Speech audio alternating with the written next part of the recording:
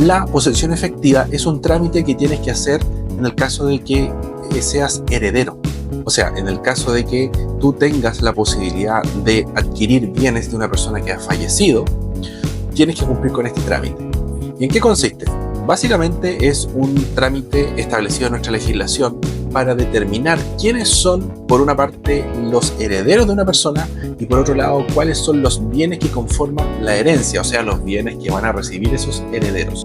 Aquí hablamos de bienes raíces, de vehículos, de dinero, entre otros. ¿Cuáles son los antecedentes básicos que se deben reunir para hacer una posesión efectiva? En primer lugar, necesitamos reunir antecedentes referentes a la individualización del causante, o sea, de la persona que ha fallecido. Estamos hablando de nombre completo, RUT, domicilio, el certificado de defunción, entre otros, ¿ya? También necesitamos reunir información respecto a los posibles herederos, nombre completo, domicilio, RUT, en esencia, ¿ya?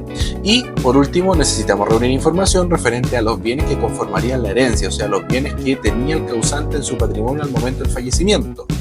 Aquí estamos hablando, por ejemplo, bienes raíces, para lo cual necesitamos el dominio vigente, vehículos, para lo cual necesitamos el padrón.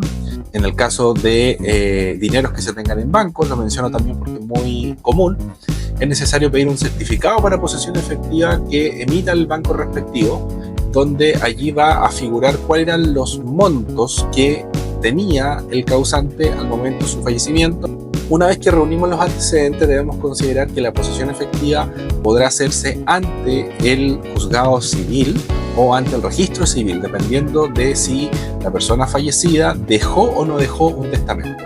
Si dejó un testamento, la posesión efectiva se hace ante el juez civil. En caso que no lo haya hecho, se hace ante el registro civil. En este último caso, que es el más común, se presenta un formulario que se da por el registro civil y que uno tiene que proceder a rellenar, ¿ya?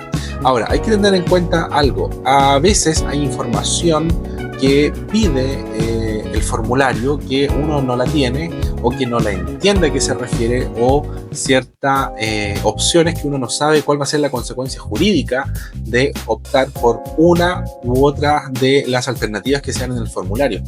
Ya cuando hablamos, por ejemplo, de aceptar con beneficio de inventario, cuando hablamos de la presunción del 20%, entre otras cosas, ¿ya?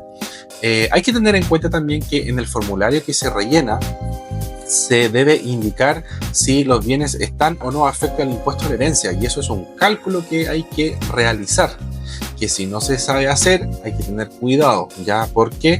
Porque después de que se hace el trámite de posesión efectiva en el registro civil, hay que ir al Servicio de Impuestos Internos y pagar eventualmente el impuesto a la herencia, ¿ya?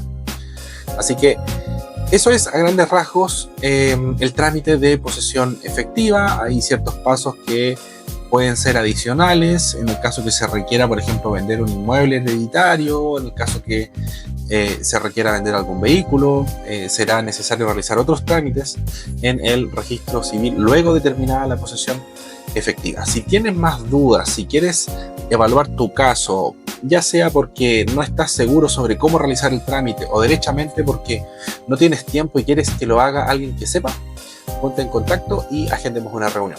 Que esté muy bien.